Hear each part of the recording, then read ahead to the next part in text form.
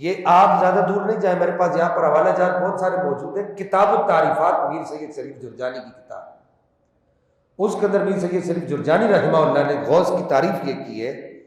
کہ غوث چونکہ قطب ہوتا ہے، اور قطب کا کام یہ ہوتا ہے کہ القطب وقد یسمى غوثا باعتبار التجاء الملہوف الیہ، کہا اس کو قطب کہا ہی اس وجہ سے جاتا ہے کہ خلق کو جب کوئی مشکل پیش آتی ہے تو وہ خلق کی مشکل کی کشائی کرتا ہے، اور خلق کشا اس کی طرف دوڑی چلی جاتی ہے، اور وہ لوگوں کی مشکلات حل کرنے کی صلاحیت رکھتا ہے. اس وجہ سے اس کو وقت کا قطب کہتے ہیں. یہ قطب کی تعریف ہے. پھر دوسری بات یہ کہ کہا کہ غوث جو ہوتا ہے وہ اپنے زمانے کے اندر فرد واحد ہوتا ہے. کیا مطلب اس کا؟ اس کا مطلب یہ ہے کہ ولی اور بہت سارے ہوتے ہیں، لیکن اس کے درجے کا ولی اور کائنات کے اندر کوئی بھی نہیں ہوتا. یہ ولایت کے انتہائی درجے کا آدمی ہوتا ہے، اس سے آگے ولایت کا کوئی درجہ بھی نہیں ہوتا. اس وجہ سے اس کو کہتے ہیں فرد واحد. یہ اپنے دور کا فرد ہوتا ہے. واحد کا لفظ بھی استعمال کرتے ہیں، اس کے لیے وحید کا لفظ بھی استعمال کرتے ہیں، فرید کا لفظ بھی استعمال کرتے ہیں. جیسے حضور سیدنا بابا فرید الدین گنج شکر، ان کا نام فرید الدین تو نہیں ہے، فرید کا لفظ اس وجہ سے استعمال ہوا کہ یہ اپنے زمانے کے فرد تھے، کتب تھے، اس وجہ سے ان کو فرید الدین کہا جاتا تھا. پھر اس کے بعد غوث کی جو سب سے اہم بات ہے وہ یہ ہے، اس کو ذہن نشین رکھیے گا کہ ہوا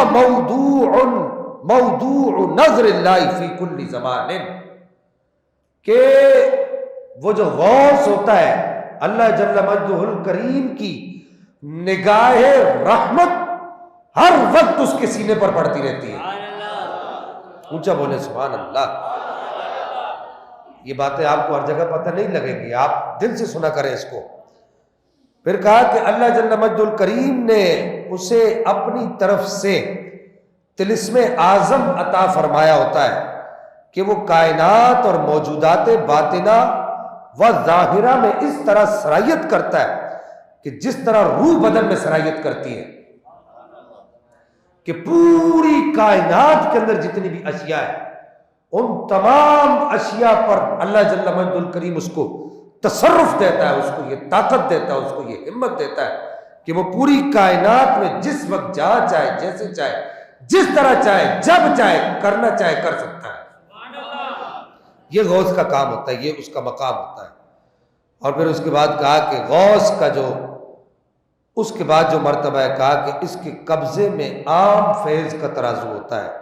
اس ترازو کا وزن کتب کے علم کے تابع ہوتا ہے، اور کتب کا علم حق کے تابع ہوتا ہے، اور علم حق ماہیات غیر مجہولہ کے تابع ہوتا ہے، اور کتب روح حیات کو اعلیٰ و اسفل میں فیضان کرتا ہے، فیضان پہنچاتا ہے. یعنی کہ کتب ہی کے ذریعے سے پوری کائنات کی حیات کا نظام چلتا ہے. پوری کائنات میں اگر کوئی غنچہ چٹکتا ہے، پوری کائنات میں اگر کوئی تارا کھلتا ہے، پوری کائنات میں اگر کوئی ذرہ پیدا ہوتا ہے، پوری کائنات میں اگر کوئی جانور پیدا ہوتا ہے، پوری کائنات میں اگر کوئی انسان پیدا ہوتا ہے، پوری کائنات میں اگر سمندروں کی تہوں کے اندر بھی کوئی بھی ایسی شے، چھوٹے سے چھوٹا ذرہ بھی اگر اللہ جل مجدہ الکریم پیدا فرماتا ہے تو وقت کے کتب کے علم کے اندر اس کو ضرور داخل فرماتا ہے. آپ کو بار بار نہ بولنا پڑے، یہ باتیں یہ بڑی پتہ کی بات ہے. غوث کا مقام یہ ہے کہ سمندر کی تہ کے اندر بھی اگر کوئی چیز پیدا ہوتی ہے اور وہاں بھی اگر اس کو کوئی فیض پہنچتا ہے. اولیاء کا ایک اولیاء کا طبقہ وہ ہے جو سمندر کے اندر، پانی کے اندر عبادت کرتا ہے. شیخ محی الدین ابن عربی کہتے ہیں میں ایسے دو ولیوں سے ملا ہوں، میں دریائے دجلہ کے کنارے پر جا کر کھڑا ہوں، میں نے وہاں پر دو اولیاء کرام سے ملاقات کی کہ دریا پھٹا اور بیچ میں سے نکلے، انہوں نے کہا ہم دریا کے اندر اللہ کی عبادت کرتے ہیں. کہا وہاں سمندروں کی تہوں کے اندر بھی اگر کوئی اس خالق کائنات کی عبادت کرتا ہے اور اس کی بارگاہ میں سجدہ ریز ہوتا ہے اور سجدہ ریز ہو کے سبحان ربی الاعلیٰ کہتا ہے، کہا اس سبحان ربی الاعلیٰ کے جو انوار و تجلیات اس کے سینے پر نازل ہوتے ہیں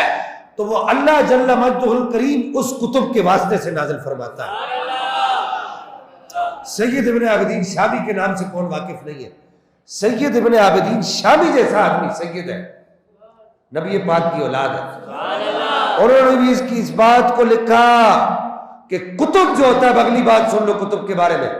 کہا کتب جو ہوتا ہے وَهُوَ اصطلاحُهُمُ الْخَلِيفَةُ الْبَاطِنُ وَهُوَ سَيِّدُ أَهْلِ زَمَانِهِ، کہا کہ وہ اس کا جو باطن ہوتا ہے، اس کا جو سینہ ہوتا ہے، چاہے وہ کسی بھی زمانے میں بس رہا ہو، وہ کسی نے بڑی پیاری بات کہی ہے کہ دل جس سے زندہ ہے وہ تمنا تمہیں تو ہو، ہم جس میں بس رہے ہیں وہ دنیا تمہیں تو ہو۔ تو کہا کہ وہ کسی بھی زمانے میں، کتب کسی بھی زمانے میں ہو، لیکن جس زمانے بھی رہ رہا ہو اس کے دل کا تعلق نبی پاک کے ساتھ ڈائریکٹ جڑا ہوا ہوتا ہے، ڈائریکٹ جڑا ہوا ہوتا ہے، اور وہ اپنے زمانے میں باطن کے اندر وہ نبی پاک کے ساتھ اس طریقے سے جڑا ہوا ہوتا ہے، ایسا